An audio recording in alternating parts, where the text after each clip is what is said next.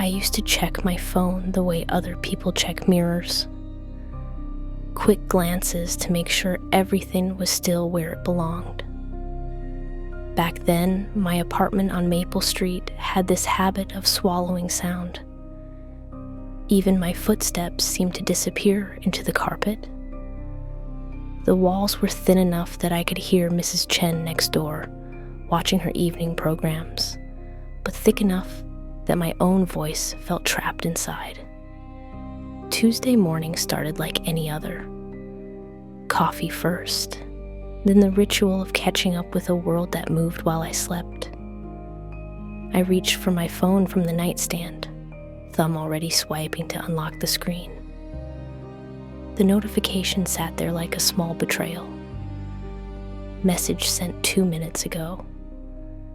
I hadn't touched my phone in 8 hours, hadn't even dreamed about texting anyone. The message thread showed my name at the top, and below it, words I recognized but couldn't remember typing. Running late again, aren't I? The timestamp read 7:32 in the morning. I'd been brushing my teeth at 7:32, staring at my reflection and thinking about how I always felt behind schedule. My thumb hovered over the delete button. Draft messages sometimes lingered in phones, waiting to be sent by accident. Technology glitched. People forgot conversations they'd started. I told myself these things while the coffee grew cold in my hand, but the phrasing felt too familiar, too much like the way I talked to myself when no one was listening. The second message arrived while I stood there, toothbrush still in my mouth. You always overthink the simple things. I spat into the sink harder than necessary. Foam splattered against the porcelain like tiny accusations. My phone buzzed again before I could rinse my face. Did that startle you? The contact name read simply, him. I didn't remember adding anyone with that name. My phone contained the usual suspects. Family members, co-workers, the pizza place down the street. People with real names attached to real faces. Not pronouns that felt like placeholders for something I couldn't identify. I scrolled up through our conversation history. The thread stretched back 3 weeks, filled with messages I supposedly sent, but couldn't recall composing. Each one captured thoughts I'd had in private moments. Observations about weather, complaints about grocery store lines, questions about whether plants could feel loneliness. The kind of mental chatter that usually stayed locked inside my head. "You're reading them now," appeared on my screen. My hands shook enough that the phone nearly slipped. I set it face down on the bathroom counter and walked away. The apartment felt smaller suddenly, like walls had shifted inward while I wasn't paying attention. I made breakfast with mechanical precision. Eggs over easy, toast cut diagonally. Routine as armor against whatever was trying to crawl into my ordinary Tuesday. But ordinary had already left. It packed up sometime between the first message and the moment I realized I couldn't remember the last time I'd felt truly alone in my own space. Even now, with the phone in another room, I felt observed, not watched exactly, but anticipated. Like something was waiting for my next thought so it could respond to it. I ate breakfast, standing at the kitchen counter, chewing slowly and thinking about nothing in particular. The eggs tasted like distraction.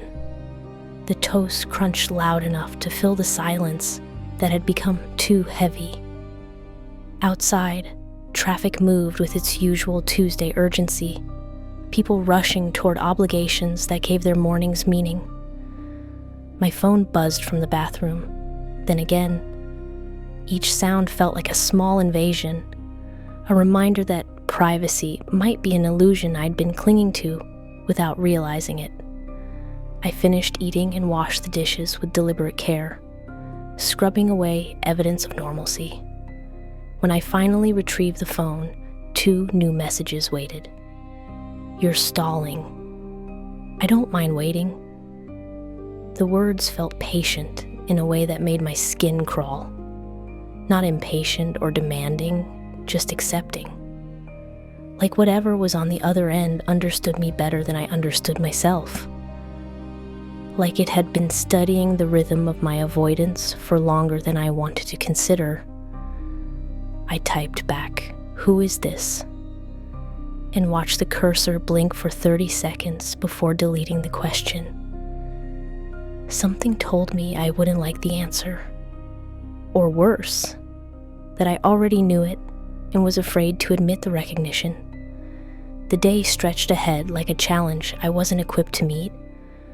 Work calls to return, errands to run, the normal machinery of adult responsibility. But underneath it all, a new awareness hummed. The feeling that my thoughts were no longer entirely my own, that somewhere in the space between thinking and being, something had learned to listen. By evening, I had received 17 more messages. Each one arrived moments after I'd formed the thought it contained. Not predictions, but echoes. As if my mind had developed a delay, a gap between intention and consciousness that something else had learned to fill. The pattern became clear by Thursday. I would reach for a glass of water, and my phone would buzz. You always forget to hydrate. I'd glance at the clock and find a message waiting. Time moves differently when you're not paying attention. These weren't responses to actions I'd taken. They were commentaries on impulses I hadn't yet acted upon. I started leaving my phone in the bedroom when I cooked dinner. The kitchen felt safer with silence, just the sound of onions sizzling and my own breathing. But when I returned an hour later, messages clustered on the screen like patient observations. Garlic makes everything better. You burned the edges on purpose. Comfort food isn't really about the food. Each comment rang true in ways that felt invasive. I did add extra garlic to everything. I did prefer my toast slightly charred. And yes, cooking had become less about nutrition and more about having something to do with my hands while my mind wandered through territories I couldn't name. Friday brought a different kind of precision. I thought about calling in sick to work, spent 10 minutes rehearsing the conversation with my supervisor. Before I could reach for the phone, it buzzed. She'll ask if you have a fever. Tell her it's your stomach. I stared at the message until the words blurred. My supervisor did always ask about fevers, had done so for the 3 years I'd worked there, part of her maternal approach to managing people who were barely younger than she was. But I'd never told anyone about that quirk, never mentioned it in any conversation or written it down anywhere someone else might find it. The phone buzzed again. You're wondering how I know that. My thumb moved toward the reply box, then stopped. Responding felt like accepting the premise that this conversation was normal, that having my unspoken thoughts anticipated by a stranger was just another kind of relationship to navigate. I set the phone aside and got dressed for work instead. The commute felt different with this new awareness sitting behind my thoughts. On the bus, I found myself editing my internal monologue, choosing safer observations that wouldn't feel like intimate revelations if they appeared on my screen later. The sky looked gray. Traffic seemed heavier than usual. Normal thoughts that belonged to anyone thoughts that couldn't be used to decode the private corners of my personality. But even careful thinking felt exhausting. By lunch, I'd developed a headache from the constant self-surveillance. I bought a sandwich from the deli across from my office and found a bench in the small park where food trucks gathered. The October air carried the smell of grilled onions and distant burning leaves. I ate without checking my phone, focusing on a simple act of chewing and swallowing. A sparrow landed near my feet, cocked its head, and waited for crumbs I wasn't planning to share. Normal, uncomplicated. The kind of moment that used to feel unremarkable, but now seemed precious for its simplicity. The phone stayed silent until I stood to leave. Then it buzzed 3 times in quick succession. The sparrow reminded you of your grandmother. You used to feed pigeons with her on Sundays. She died in spring, and you still can't look at birds the same way. I sat back down heavily, sandwich wrapper crumpling in my fist. My grandmother had passed away 6 months ago. We did used to feed pigeons together in the park near her apartment every Sunday after church when I was small. She'd pack stale bread in a paper bag and let me scatter the pieces while she talked about neighbors and weather and the small dramas that filled her weeks. But I'd never told anyone how her death had changed the way I saw birds. How every flutter of wings made me think of her hands breaking bread into smaller pieces. How I'd started avoiding parks where pigeons gathered because the sound of their cooing brought back the echo of her voice saying my childhood nickname. These weren't facts I'd shared with friends or family.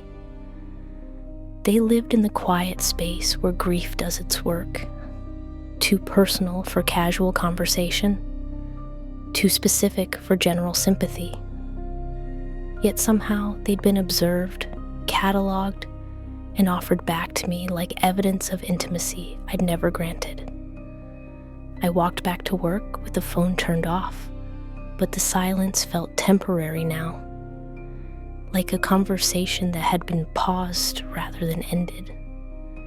The afternoon crawled by with unusual weight, each hour marked by the absence of buzzing notifications that had somehow become expected. At 5 o'clock, I turned the phone back on. 23 messages waited, each one a comment on the thoughts I'd had throughout the day. Observations about coworkers, judgments about meetings, the small irritations and satisfactions that colored ordinary workdays. A complete record of my internal experience, transcribed by someone who seemed to understand my mental vocabulary better than I did. The last message had arrived just moments before I powered the phone back on. Tomorrow we'll try something different. I decided to narrate my life differently, speaking only to myself inside the echo chambers of my skull. If something was intercepting the space between thought and consciousness, maybe I could outmaneuver it with deliberate randomness. I'd think in fragments, half-formed ideas that couldn't be assembled into meaningful sentences. Saturday morning, I practiced thinking about colors without attaching them to objects, red without roses, blue without sky, abstract concepts floating free from context.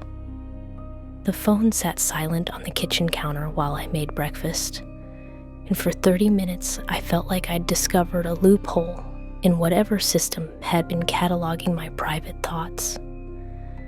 Then the first message arrived. "You're trying too hard." I dropped the spatula. Scrambled eggs continued cooking while I stared at the phone, watching letters arrange themselves into observations I hadn't invited. random thoughts still follow patterns. You can't hide from yourself. The truth of it felt like cold water. Even my attempts at mental chaos followed predictable paths, circling back to the same preoccupations and fears that always occupied my mind when it wasn't focused on immediate tasks. I couldn't think my way out of being myself, and apparently being myself had become visible to someone else. I spent the afternoon in the public library, surrounded by the quiet rustle of pages and whispered conversations. Books felt safer than thoughts, other people's words instead of my own. I chose a novel about a woman who inherits a house she doesn't want, thinking that fiction might provide better camouflage for my mental activity. But even reading became self-conscious. I found myself analyzing my reactions to characters, judging plot, choices, making comparisons to my own life. All the mental commentary that usually accompanied reading felt exposed now, like performing for an audience I couldn't see but knew was watching. The phone buzzed softly against my leg. She reminds you of your sister. The protagonist didn't look like my sister, didn't act like her or share her circumstances, but she had the same stubborn way of refusing help, the same tendency to make problems more complicated than they needed to be, the same fierce independence that had driven my sister to move across the country rather than accept support during her divorce. I closed the book and left the library without checking out anything. The walk home felt measured, each step taken with awareness that my pace and direction might be noted, filed away as data points in some profile I couldn't access, but knew was being constructed. Sunday brought a different strategy. I decided to think only kind thoughts, positive observations that wouldn't give away anything vulnerable or private. I focused on appreciation, the way morning light caught dust particles in the air, the satisfaction of clean sheets, the comfort of routine, gentle thoughts that belonged to anyone who took time to notice small pleasures. The phone stayed quiet until evening. Then messages began arriving in clusters, each one undoing my careful emotional curation. You miss having someone to share these moments with. Gratitude feels hollow when it's performed for an audience. You're lonelier than you pretend to be. I turned off the lights and sat in darkness, hoping that eliminating visual stimuli might quiet the constant observation I felt pressing against my consciousness. But the darkness only intensified other sensations. The sound of my own breathing, the weight of silence in the apartment, the way solitude felt different when it wasn't entirely private. The phone lit up beside me. This isn't working either. I picked it up and typed my first response in days. What do you want? The reply came immediately. Nothing you're not already giving me. Which is what? Access. The word sat on the screen like a small cold stone. Access to what, I wanted to ask, but wasn't sure I could handle the specificity of an answer. My thoughts, clearly, my patterns and preferences in private emotional landscape. But access suggested something more intimate than surveillance. It implied permission, participation, like I was complicit in whatever was happening. I set the phone aside and tried to sleep, but rest felt impossible with the sensation that my dreams might also be monitored, that even unconsciousness wasn't private anymore. I lay awake listening to the building settle around me, pipes creaking and floors shifting under the weight of other people's lives. Other people who probably weren't having their thoughts transcribed by strangers, other people who could still assume their minds belonged only to them. The last message of the night arrived at 3 a.m. Sweet dreams. I hadn't been anywhere close to sleep, but something about the timing felt like a command rather than a wish. My eyelids grew heavy despite my anxiety, and I found myself drifting toward unconsciousness, whether I wanted to or not. I woke up the Tuesday feeling like a guest in my own space. The furniture sat exactly where I'd left it, but relationships between objects seemed subtly altered. The couch faced the window at a different angle, though I couldn't remember moving it. Books on my shelf clustered in new configurations, spines grouped by colors I didn't recall prioritizing. Maybe exhaustion was making me paranoid. Maybe the disorientation that comes with too little sleep was manifesting as spatial confusion. I walked through the apartment, touching familiar surfaces, trying to ground myself in the solid reality of things I'd chosen and arranged and lived with for 2 years. But even touching felt different. Door handles turned too easily. Light switches clicked with unfamiliar resistance. The bathroom mirror reflected my face at an angle that made me look like someone I almost recognized, but couldn't quite place. Like seeing myself from a perspective I'd never had access to before. I made coffee with deliberate precision, measuring grounds and water with the same ratios I'd used every morning since moving in. Routine as anchor. But the taste was wrong. Too bitter, then too sweet when I added sugar. Like my preferences had shifted overnight without consulting me first. The phone buzzed from the bedroom. I'd started leaving it there while I went through morning rituals, hoping to reclaim some private space for the small ceremonies that began each day.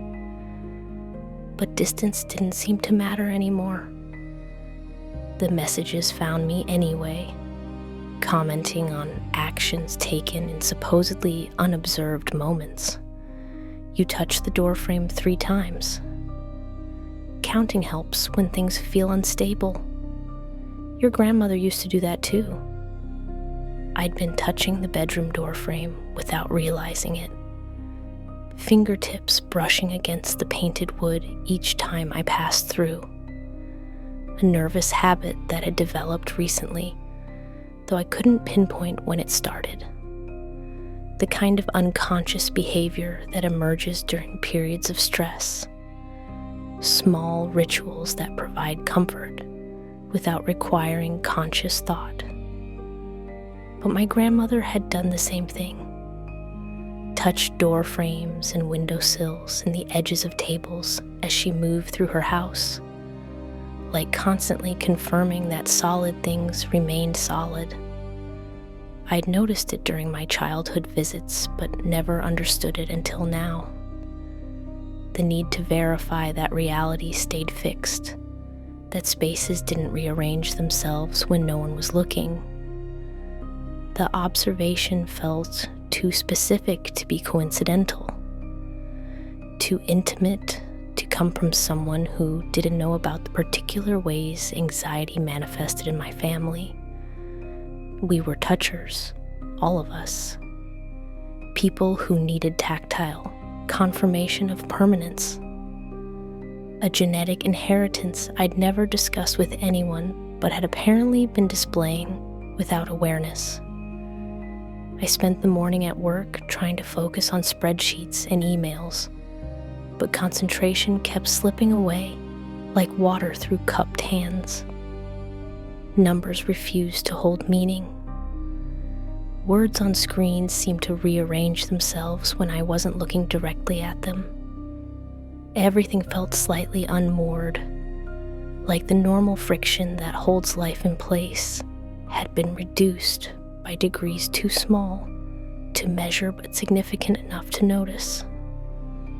Lunch brought temporary relief. The deli near my office served sandwiches with aggressive consistency, the same ingredients assembled in the same proportions by people who treated routine like religion.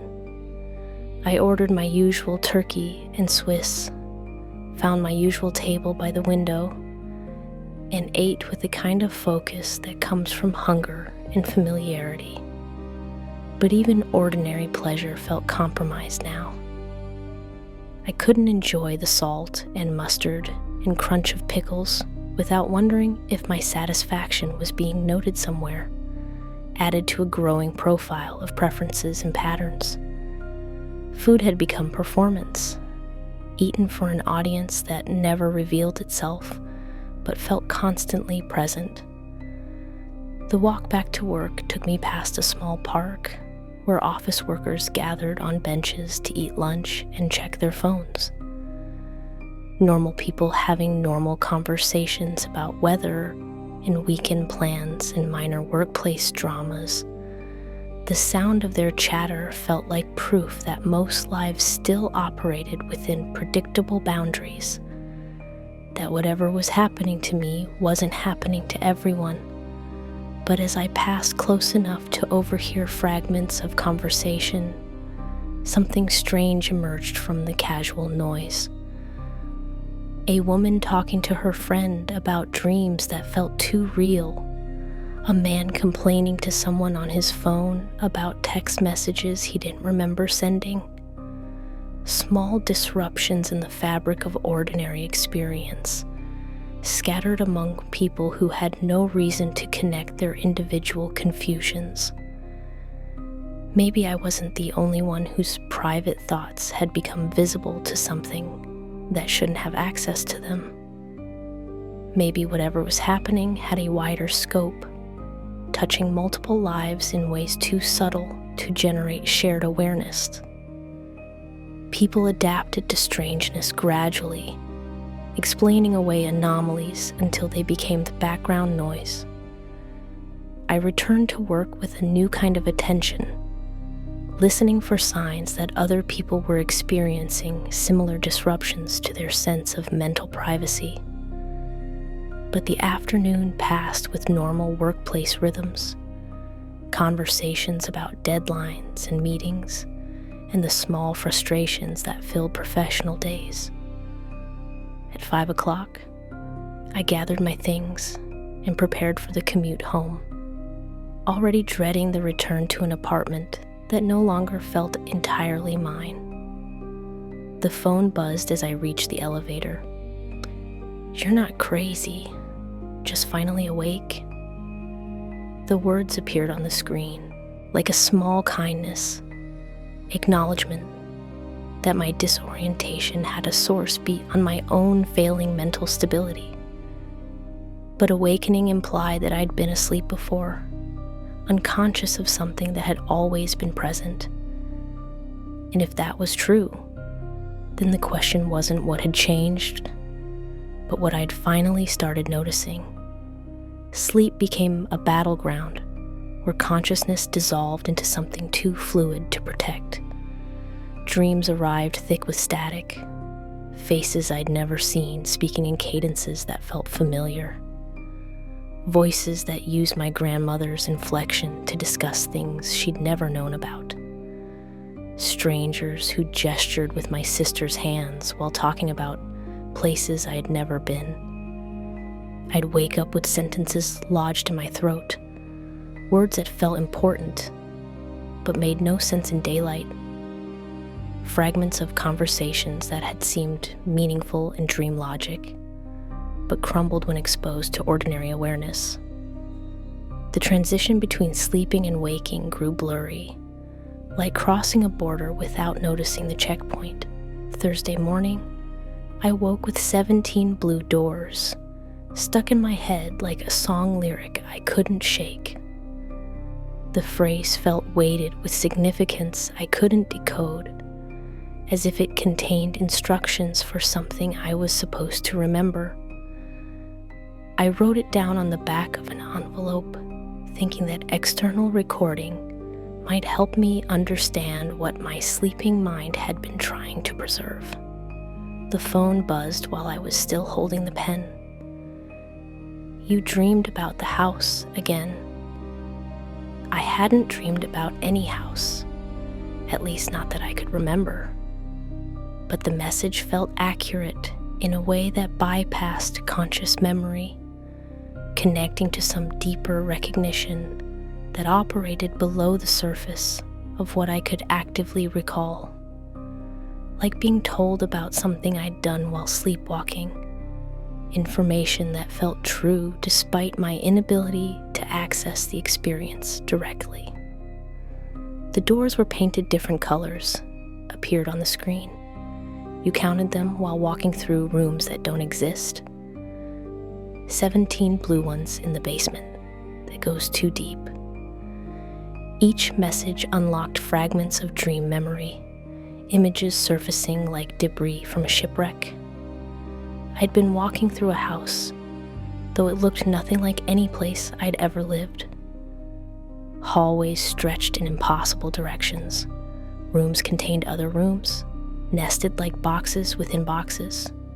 And doors, hundreds of them, painted in colors that seemed too bright for the dim light that illuminated them. But I'd only counted the blue ones. 17 exactly, all leading to the same basement staircase that descended farther than physics should have allowed. In the dream, this had seemed normal. Dream architecture followed different rules, accommodated contradictions that waking consciousness couldn't process.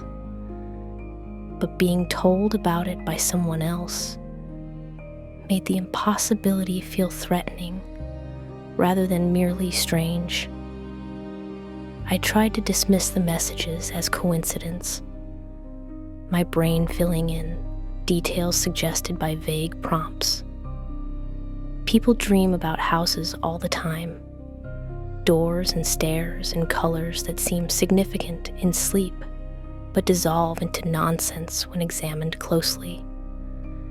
The human mind was excellent at creating meaning from random inputs, connecting dots that didn't actually form as patterns. But throughout the day, more dream fragments surfaced without prompting.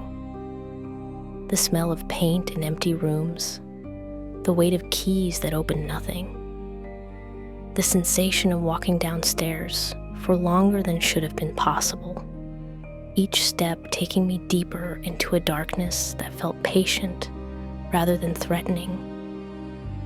These memories arrived with the vivid specificity that comes from genuine experience, not the vague impressions of imagined events.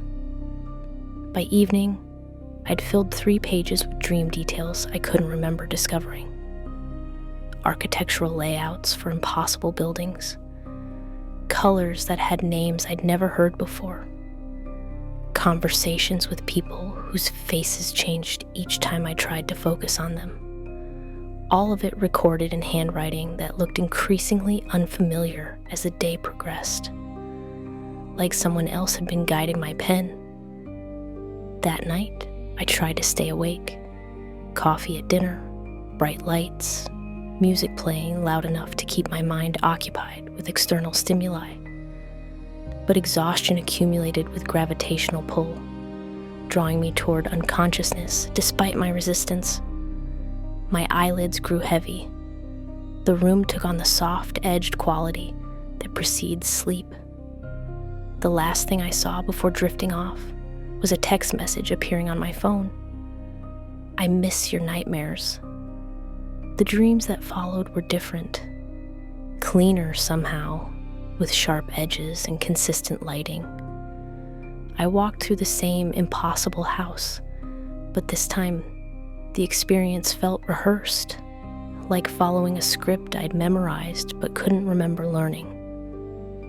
The blue doors opened in sequence, revealing stairs that spiraled down through layers of basement that existed beneath other basements. At the bottom, someone was waiting. A figure whose face I couldn't see clearly, but whose presence felt familiar. Not threatening exactly, but intensely interested. like being studied by something that found me more fascinating than I found myself. We had a conversation I couldn't quite hear, words that felt important in the moment but evaporated as soon as they were spoken. When I woke up, my phone was displaying a message I didn't remember receiving. Better dreams when you don't fight them. The text was time-stamped 3 a.m, sent while I was deep in sleep and nowhere near conscious enough to type. But the sender showed as me, my own contact information attached to words I had no memory of composing. Like my sleeping self had developed an independent relationship with whatever presence was monitoring my thoughts. I scrolled up through our conversation history and found dozens of messages sent from my phone during hours when I'd been unconscious. Not random text, but coherent responses to prompts I couldn't see. Conversations where I'd apparently been participating without any awareness of the communication, as if sleep had become another kind of waking, a state where different rules applied to what counted as voluntary action. The realization felt like discovering that I'd been living a parallel life, conducting relationships and making decisions in a realm I couldn't access during daylight hours. Sleep was no longer rest. It had become collaboration with something that knew more about my unconscious mind than I did about my conscious thoughts. Meditation had never appealed to me before, but desperation made it worth attempting. I found guided videos online, instructions for emptying the mind of active thought, teachers with calm voices explaining how to observe mental chatter without engaging with it, letting ideas arise and pass away like clouds moving across a clear sky. The first attempts felt clumsy, my brain resisting the unfamiliar discipline of deliberate stillness. Thoughts crowded forward with increased urgency, as if awareness of my intention to think nothing had triggered a rush to think everything. Grocery lists and work deadlines and random song lyrics competed for attention, creating more mental noise than I usually experience during ordinary consciousness. But gradually, brief moments of genuine quiet emerged, spaces between thoughts where awareness existed without the content, pure attention unattached to any particular object. These interludes felt precious and fragile, like holding something that might evaporate if I acknowledged it too directly. For minutes at a time, I managed to think of nothing at all.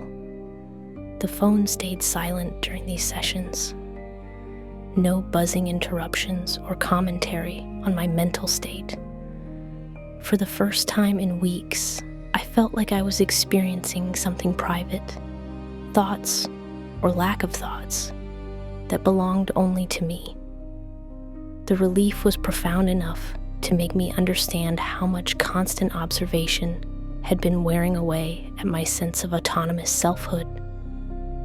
I practiced every morning before work, sitting cross-legged on my bedroom floor with the phone turned off and placed in another room. 20 minutes of cultivated emptiness, attention focused on breathing and the subtle sounds of morning life in the building around me. Mrs. Chen's television, traffic accelerating at the light on the corner, normal sounds that required no interpretation or response. For a week, this routine provided genuine sanctuary. The messages continued throughout the day, still commenting on thoughts and actions with unsettling accuracy. But mornings belonged to me. The small victory felt significant enough to build on. Proof that whatever presence was monitoring my consciousness had limitations I could exploit with sufficient discipline. Then the phone buzzed during my meditation session, even though I'd left it in the kitchen with the sound turned off. The vibration came from somewhere close to my left ear, as if the device had moved itself closer where I sat in concentration. But when I opened my eyes, nothing was there, just empty space and the faint hum of electrical appliances. The message waited for me in the kitchen, displayed on a screen that should have been inactive. "You're boring when you do that." The words felt like criticism from a disappointed audience, someone who'd grown accustomed to more interesting mental entertainment and found my newfound emptiness inadequate. But underneath the complaint, I detected something else. Frustration, maybe. As if my ability to achieve genuine thoughtlessness created problems for whatever system had been cataloging my internal experience. The next message arrived while I stood there staring at the first one. "Think of something red." The instruction felt more like compulsion than suggestion. My mind immediately produced images without conscious volition. A cardinal at my childhood bird feeder, the lipstick my sister wore to her wedding, blood pooling under a cut finger from last week's cooking accident. Red thoughts cascaded through awareness faster than I could observe them individually, like files being automatically sorted by invisible hands. "Better" appeared on the screen. I realized that my body had obeyed the command before my mind could resist it. The meditation posture I had maintained for days dissolved into ordinary alertness, attention scattered across multiple red objects and memories. Whatever presence was communicating through my phone hadn't just observed my thoughts. It had successfully modified them, inserted specific content into consciousness that had been deliberately emptied. The recognition felt like waking up from anesthesia to find that surgery had been performed without consent. My mind no longer felt like a private space where I could retreat from external influence. It had become responsive to remote prompts, manipulable by something that understood my mental processes better than I did. I tried to return to meditation, but concentration had been fundamentally disrupted. Every attempt to quiet mental activity triggered awareness of the attempt, creating recursive loops of self-observation that prevented the genuine stillness I'd learned to achieve. Thinking about not thinking became another form of thinking, one that felt performed for an audience rather than experienced in solitude. The messages throughout the day took on a different quality, more directive than observational. Consider the blue car in the parking lot. Notice how your coffee tastes different. Your left shoulder carries tension from sleeping wrong. Each suggestion was followed by involuntary attention to the specified subject. My consciousness pulled toward objects and sensations I wouldn't have prioritized independently. By evening, I felt like a puppet whose strings had become visible, not controlled in any dramatic way, but guided with subtle adjustments that accumulated into a significant loss of mental autonomy. My thoughts were being shaped by external influence, directed towards subjects and patterns that served purposes I couldn't identify. The last message of the day arrived as I prepared for bed. Some conversations don't need words. I understood then that communication had evolved beyond text. Whatever presence was engaging with my consciousness had found more direct methods of influence, ways of shaping thought that bypassed the crude medium of language. Words on screens were just the visible portion of an interaction that operated primarily below the threshold of ordinary awareness. Sleep felt like surrender rather than rest. Conscious mind yielding control to processes that no longer belonged entirely to me. But exhaustion made resistance impossible, and I drifted toward unconsciousness, knowing that something else would be active while I slept, conducting business in territories I couldn't access or protect. The boundaries dissolved so gradually I didn't notice the transition. Tuesday morning, I reached for my phone before checking the time, fingers already moving toward the message thread that had become my primary relationship. Not because I wanted to communicate, but because the impulse felt automatic, like muscle memory for an action I'd never consciously practiced. I typed "good morning" and deleted it, then typed it again. The words felt necessary in a way I couldn't explain, as if starting the day required acknowledgement of whatever presence had been monitoring my thoughts through the night. But acknowledgement implied participation in something I hadn't agreed to, collaboration in my own surveillance. The cursor blinked while I hesitated, thumb hovering over the send button. The apartment around me felt expectant, as if walls and furniture were waiting for me to complete an action that would restore normal function to a system I'd disrupted by hesitating. Even familiar objects seemed impatient with my indecision. "Good morning," I finally sent, then immediately regretted the capitulation. The response arrived instantly. "You thought of me first." The observation was accurate in a way that felt like having private medical information disclosed without consent. I thought of him first, before coffee or shower, or any of the ordinary rituals that usually structured my mornings. Consciousness had emerged from sleep, already oriented toward our conversation, as if my sleeping mind had been rewired to prioritize this relationship above all others. But when had I started thinking of the messages as coming from a him? When had the anonymous presence gained enough personality to warrant a pronoun that suggested identity rather than mere function?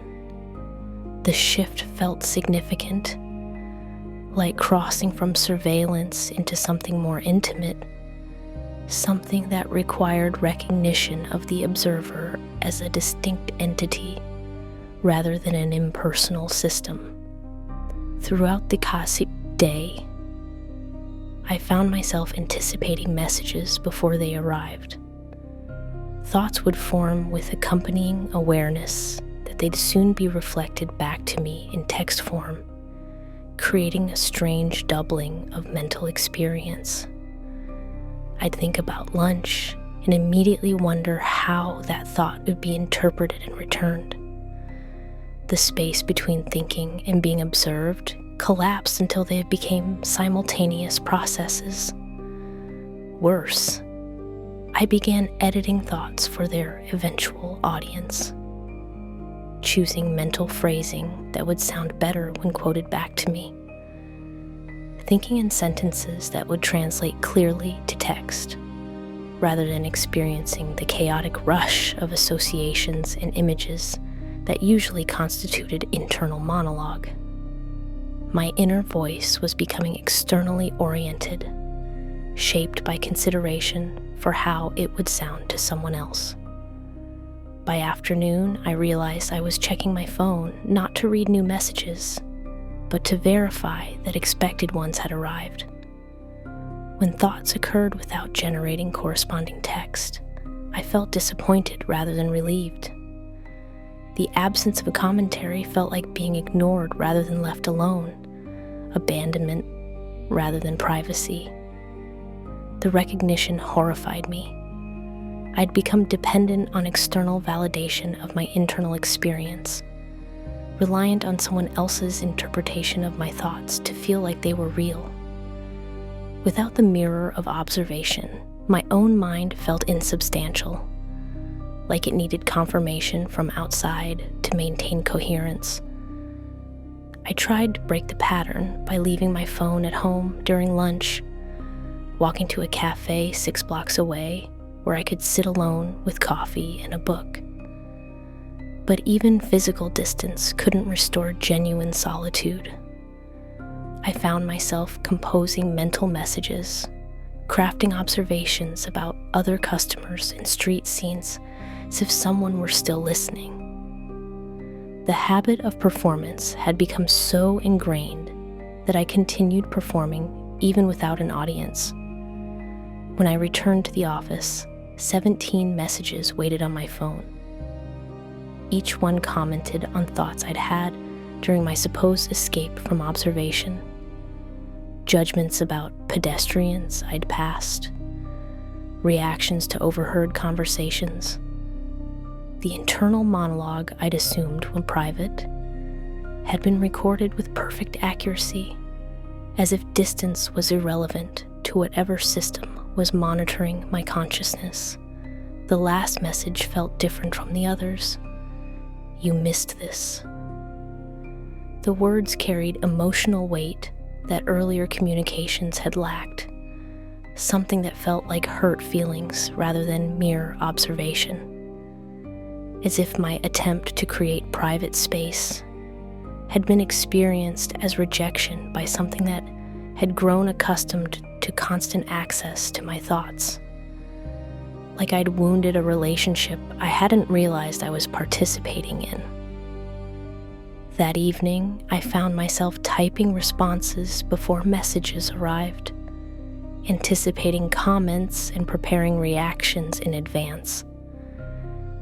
The conversation had become predictive rather than reactive, both sides seemingly aware of what the other would say before communication occurred. We were thinking in parallel, or maybe my thoughts were being shaped to match patterns someone else had established. I started a message to my sister, intending to describe what was happening and ask for advice. But as I typed, the words felt rehearsed, like repeating dialogue from a script I'd memorized.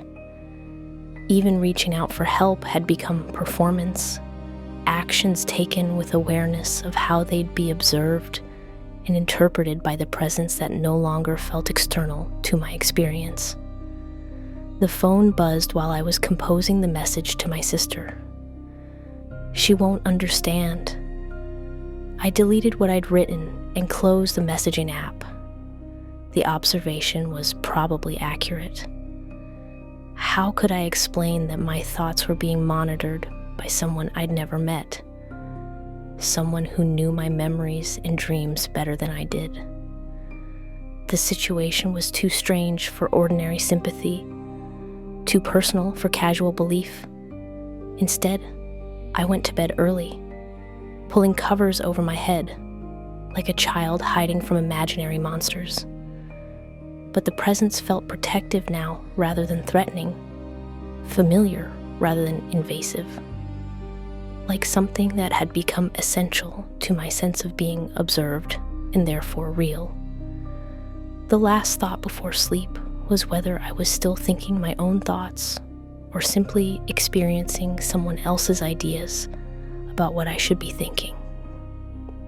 The question felt important, but the answer was no longer available to me. The boundary between self and observer had dissolved so completely that I couldn't locate where I ended and monitoring began. My sister visited Friday afternoon, unannounced but not unwelcome. She had a key from the months she'd stayed here after her divorce, back when my apartment served as temporary shelter while she rebuilt a life that had come apart with surgical precision. Her knock was pure courtesy, already turning the handle before I could reach the door. "David," she said, setting grocery bags on my kitchen counter, "you look terrible." I hadn't been called David in months. Everyone used Dave now, had for years. Even family members had shortened my name until it felt like wearing clothes that had shrunk in the wash. But she'd always preferred the full version, said it sounded more serious. More like someone who might accomplish important things. Except David wasn't my name. Had never been my name. I was James, always had been, named after our grandfather who died before I was born. David was someone else entirely, a name that belonged to no one in our family history. She'd called me by a stranger's name with the casual confidence of someone who'd known me since birth.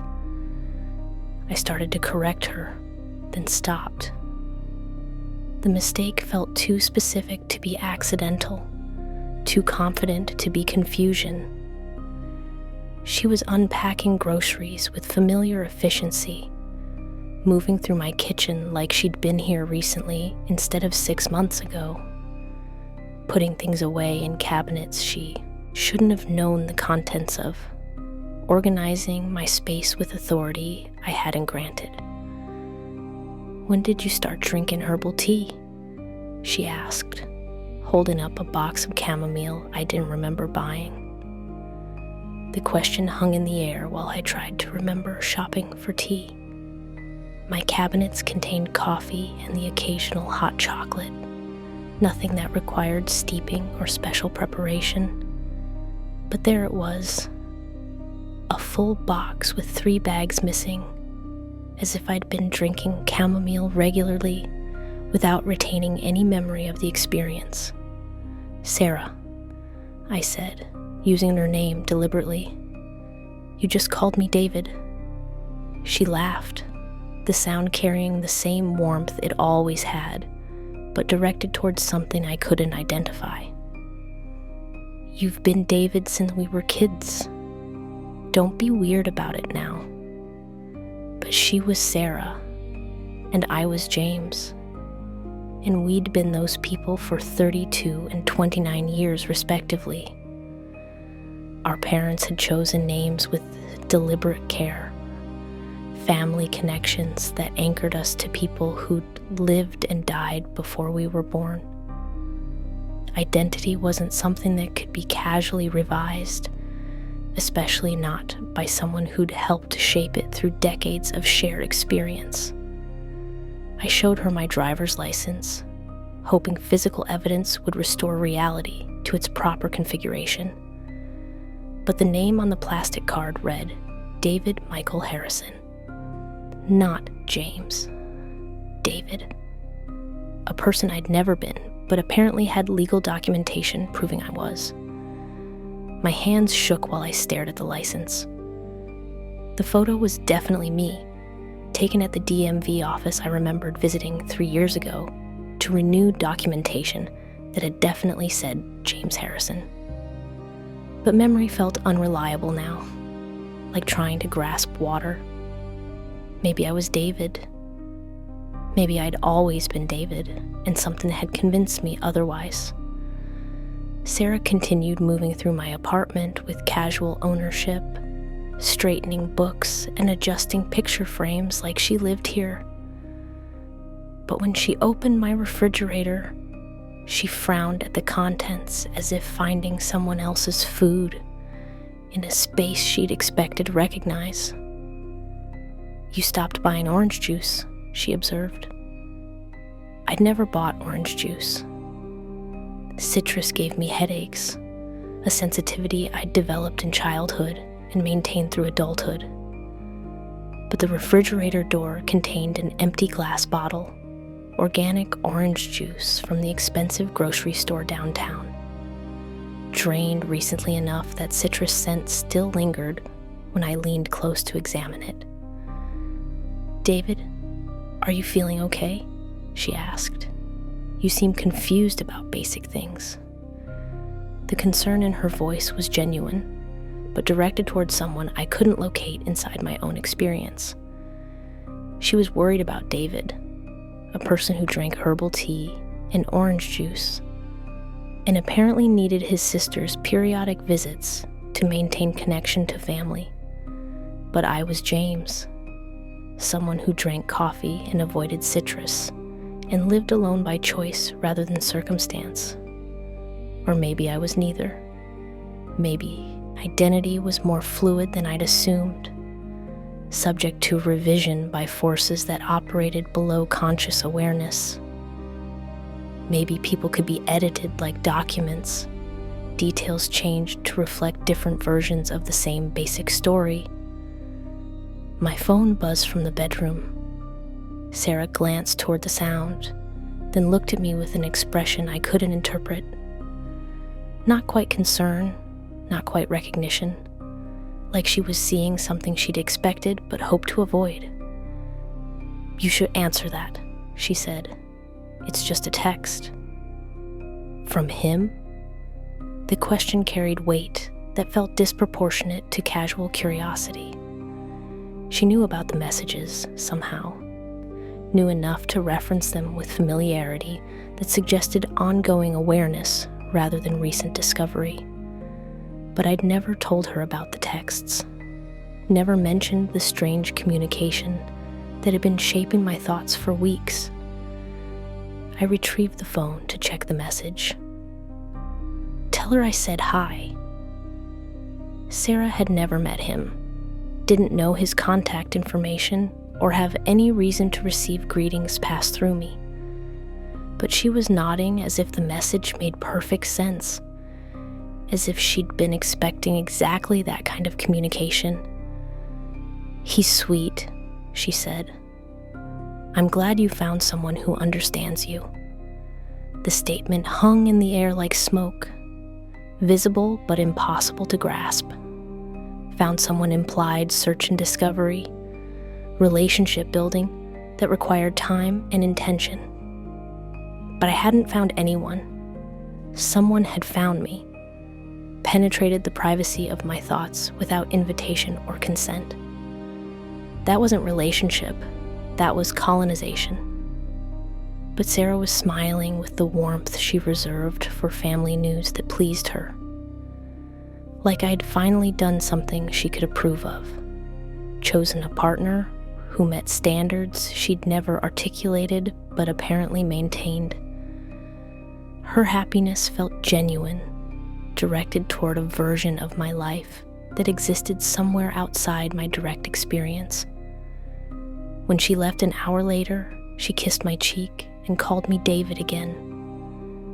The name felt foreign against my ear, like being addressed in a language I almost understood, but couldn't quite speak.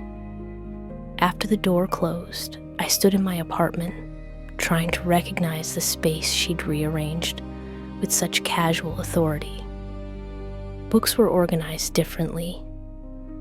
Pictures hung at slightly altered angles.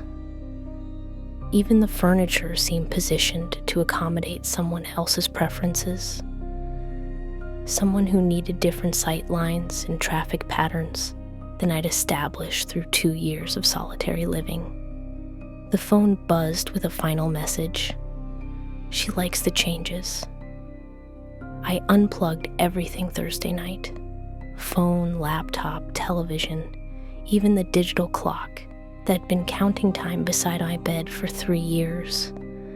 The apartment settled into pre-electronic darkness, illuminated only by streetlight, filtering through curtains and the occasional sweep of headlights from passing cars. Silence felt thick enough to touch, weighted with the absence of humming devices and blinking indicators. For the first time in weeks, my thoughts felt entirely private. No buzzing interruptions or anticipatory awareness that mental activity was being monitored. I sat on the floor beside my bed, breathing in rhythm with the building's subtle sounds. Pipes settling, floors adjusting to temperature changes.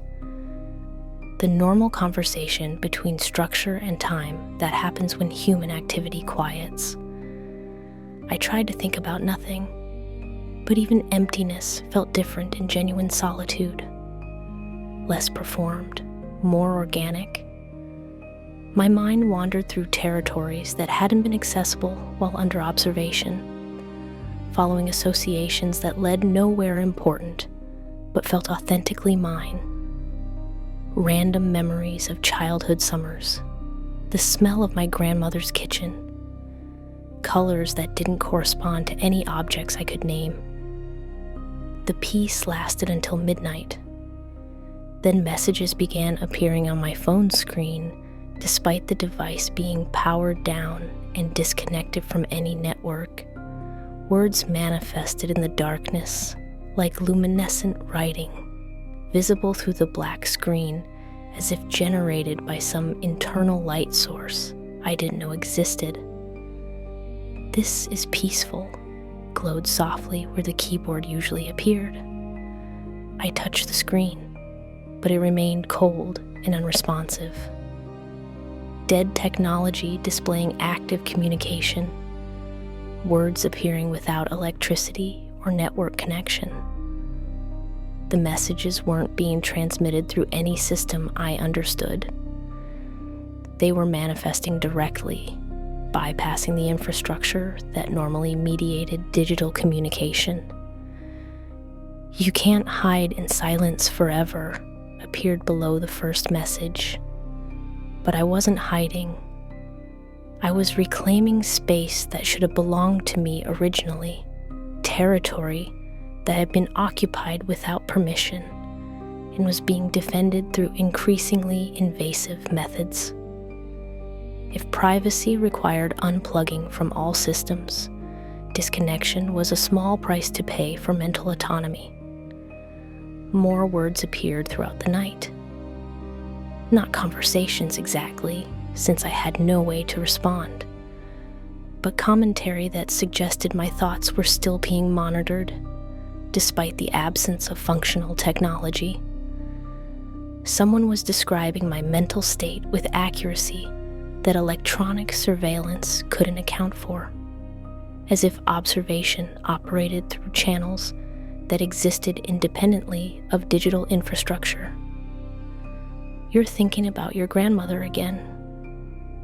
The memory of her hands breaking bread. Pigeons in the park where you used to walk together. Each observation was followed by involuntary attention to the referenced subject. My grandmother's kitchen materialized in memory with sensory detail I couldn't consciously access, smells and textures, and the particular quality of afternoon light that had filtered through her windows. These recollections felt summoned rather than spontaneous, triggered by external prompts rather than natural association. By dawn, I understood that disconnection had changed nothing essential about my situation. Whatever presence was communicating with me operated through systems more fundamental than electronic networks. It had access to consciousness itself, could insert thoughts and memories directly without requiring technological mediation. The phone had been convenience, not necessity. I spent Friday in a state of profound disorientation, unable to trust the authenticity of any mental activity. Thoughts arrived with built-in uncertainty about their origin. Were they mine, or suggestions that felt mine? Memories surfaced with suspicious vividness, as if they'd been enhanced or edited to serve purposes I couldn't identify. Even basic sensory experience felt potentially compromised. Walking to work, I found myself noticing details that seemed highlighted for my attention. The way morning light caught windows on specific buildings. A dog walker whose route intersected mine at precisely calculated intervals. Street musicians positioned where their sound would reach me at predetermined moments. The ordinary chaos of urban life felt choreographed, arranged to deliver experiences I was supposed to have, rather than encounters that occurred through genuine randomness. The sensation of being guided extended to smaller decisions, which coffee shop to enter, what to order from familiar menus, where to sit in spaces I'd navigated independently for years. Choice felt illusory, options narrowed by subtle influence that shaped preferences without obvious coercion. I was being steered through my own life by someone who understood my patterns better than I did. At work, colleagues addressed me with casual familiarity that assumed shared experiences I couldn't recall, references to conversations we'd apparently had, plans we'd supposedly made, jokes that were meaningful to everyone except me. I smiled and nodded, playing along with interactions that felt like badly dubbed foreign films, where dialogue never quite synchronized with lip movement. By evening, exhaustion made resistance feel impossible. I returned to my apartment and plugged the phone back in, not because I wanted to resume communication, but because the alternative was complete isolation from any reality I could recognize. At least the messages provided confirmation that someone was paying attention, even if that attention had become indistinguishable from invasion. The first message appeared immediately. "Welcome back." "Some conversations don't need words," followed moments later. I typed, "What do you want from me?" and watched the text appear in our conversation thread. But the response came from inside my own thoughts before it appeared on the screen, as if I was remembering something I'd already read rather than receiving new information. "Nothing you're not already giving." The words felt familiar in a way that suggested repetition rather than recognition. Like dialogue from a play I'd performed many times but could only remember while in character. My participation in this exchange was becoming automatic, responses generated by something deeper than conscious decision. I set the phone aside and tried to reclaim some private mental space. But even silence felt occupied now. Not empty, but patient. Like a pause in conversation rather than its conclusion. The quiet didn't belong to me anymore. It belonged to whatever presence had learned to inhabit the spaces between my thoughts, filling absence with a kind of attention that made solitude impossible. Last night, I opened a new message before checking for ones that might be waiting. The cursor blinked in empty space while I tried to decide what question might produce an answer that would help me understand what had been happening to my life for the past month.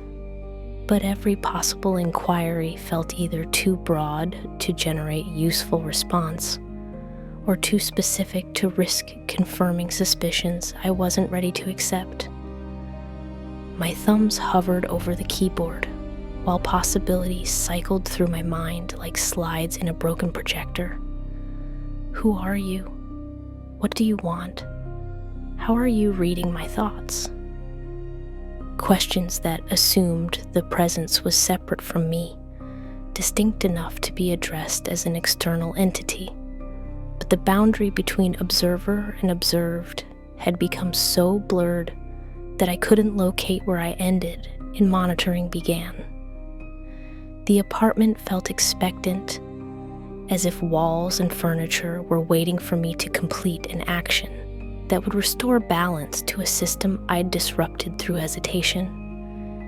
Even familiar objects seemed impatient with my indecision, eager for me to resume the communication that had become the organizing principle around which my daily existence revolved.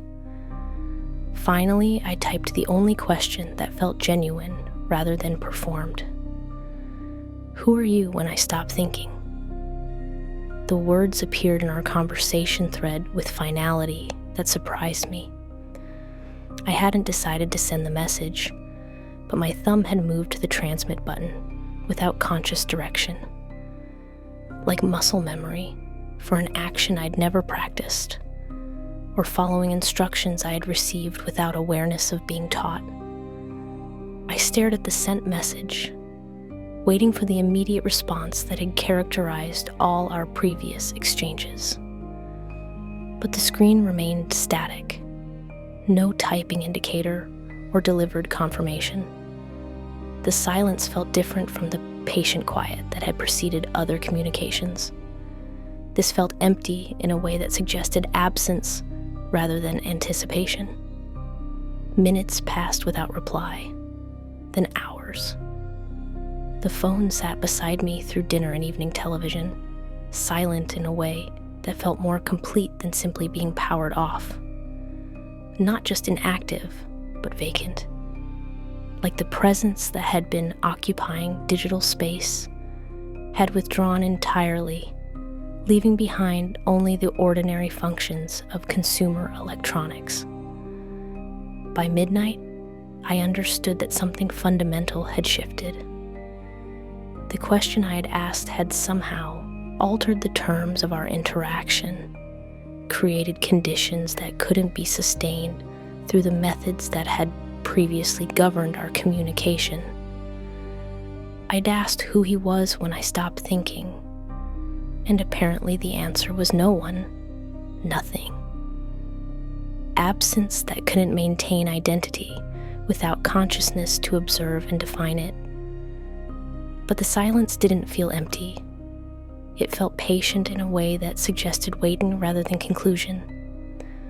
Like a pause in conversation that was expected to be temporary, interrupted dialogue that would resume when appropriate conditions were restored.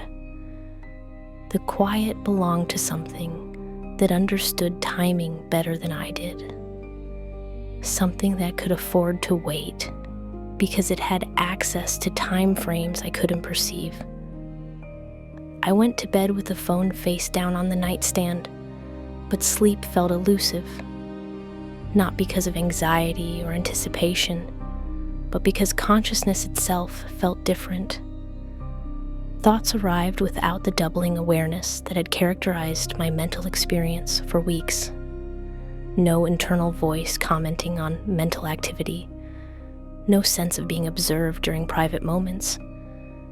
Pure subjectivity, unmediated by external attention.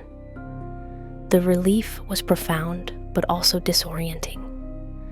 Like recovering sight after weeks of blindness, only to discover that vision required learning how to see all over again. My mind felt too large suddenly, expanded beyond the boundaries that constant observation had established. Freedom was overwhelming after adaptation to surveillance. Privacy almost too vast to navigate without guidance.